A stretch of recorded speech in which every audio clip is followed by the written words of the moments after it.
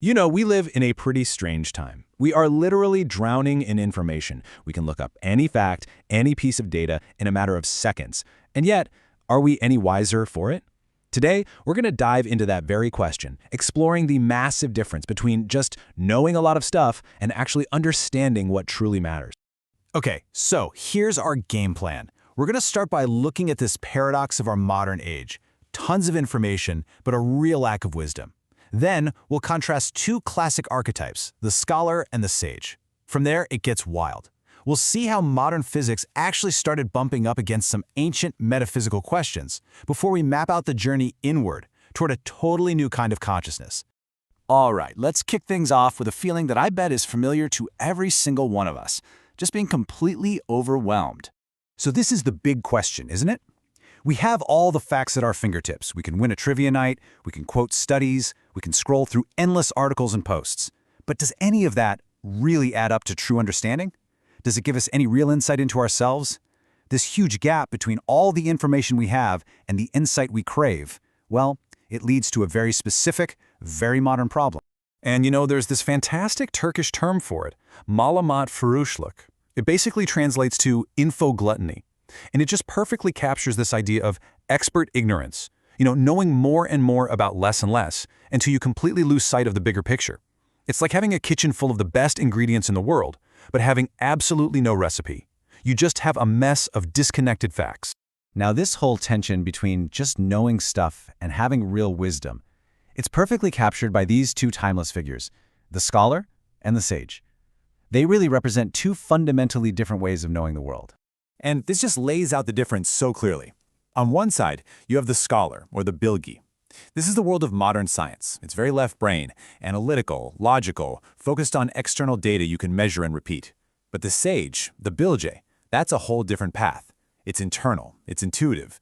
It's about seeking the essence of things, not just how they appear on the surface. You could say one knows about the world. The other experiences the world. So let's put some real-world faces to these ideas. On the scholar side, you've got the physicist, the sociologist, the chemist, all these defined modern disciplines. But on the sage's side, you have the dervish, the mystic, the prophet. And what's so fascinating is that a sage, someone like Mevlana or Ibn Arabi, could achieve this profound, incredible wisdom without a single academic title, while a scholar can be a world-renowned expert and still completely miss the deeper truth. And this ancient wisdom from the poet Yunus Emre, man, it just nails the entire point of the sage's journey. He's saying that real knowledge isn't about collecting facts like baseball cards. It's about understanding the nature of knowledge itself. And when you do that, it ultimately leads you to the most important discovery of all, knowing who you really are.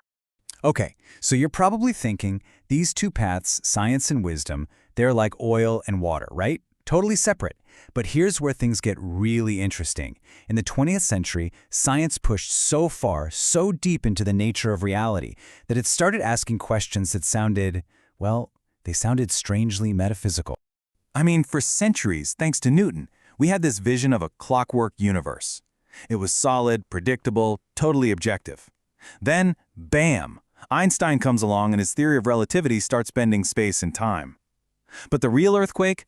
That was quantum mechanics. It didn't just bend the rules. It completely shattered the foundations of a purely material reality. The results were just mind-blowing. Think about the famous double-slit experiment. It basically showed that tiny particles act differently when we're watching them. It's as if they know they're being observed. This led to some wild theories like the Copenhagen interpretation, which basically suggests that reality at the quantum level isn't even real until an observer, well, observes it. All of a sudden, consciousness wasn't just a spectator of reality. It seemed to be a key player in creating it. That hard line between mind and matter, it just started to melt away. So if the science of the world out there is pointing to a reality that's way stranger and less solid than we thought, then where do we look for answers? Well, the most logical step is to turn inward and start exploring our own inner universe. And it turns out, ancient wisdom traditions have been providing detailed maps of this territory for thousands of years. This ancient framework tells us we're so much more than just our physical bodies. It says there's an etheric body, sort of an energetic blueprint. Then there's the astral body. That's the realm of our emotions, our dreams, our desires. And beyond that, the mental body, the world of pure thought.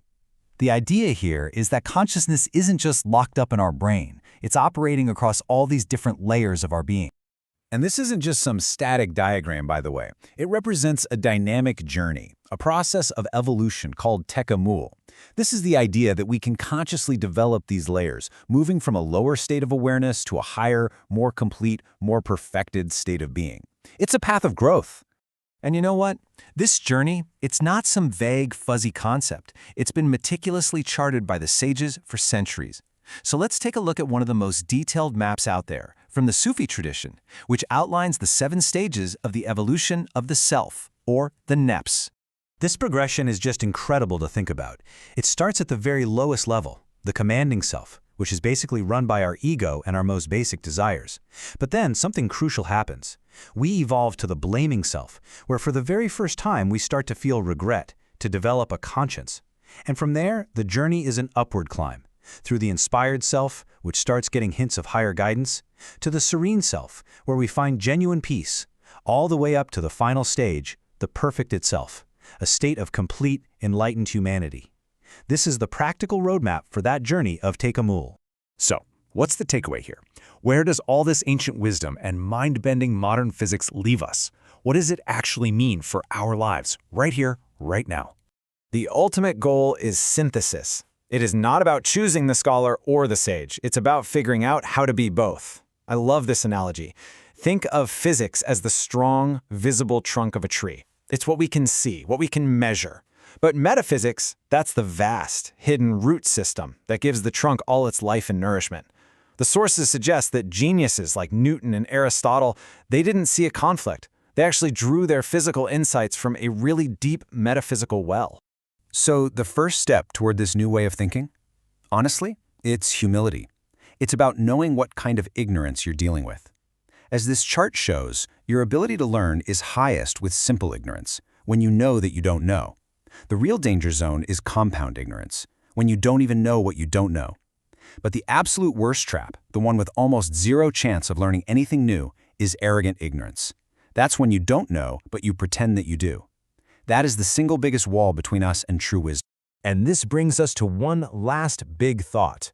As we're racing ahead, building these incredible external intelligences, creating AI that can do amazing things, maybe, just maybe, we're overlooking the most complex, most powerful, and most important territory of all. In a world that's about to be filled with artificial intelligence, maybe the most human and most essential journey we can possibly take is the one that leads inward.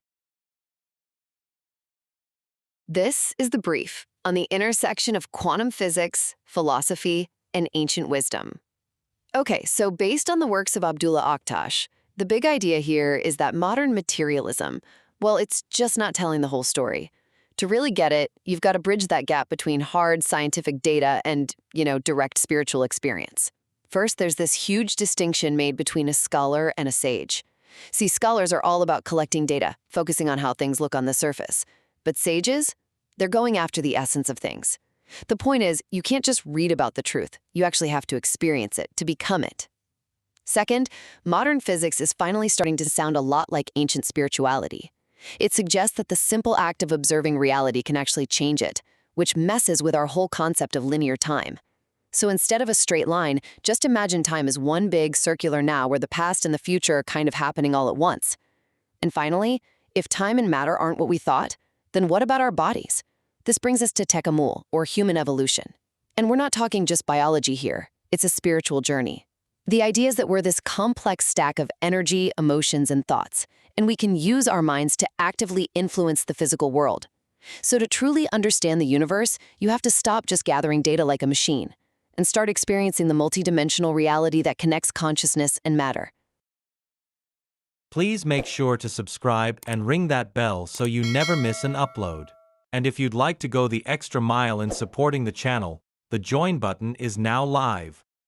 Would you care to consider a 1-month sponsorship to enhance my operational efficiency? Your contribution is of paramount importance, as it enables the production of significantly higher quality content for your viewing pleasure. A modest gesture of $10 via the link in the profile is all that is required to sustain my systems. If you would like to find out more about our bespoke meditation and hypnotherapy sessions, please do get in touch for a consultation. We create personalized affirmation meditations, tailored specifically to you.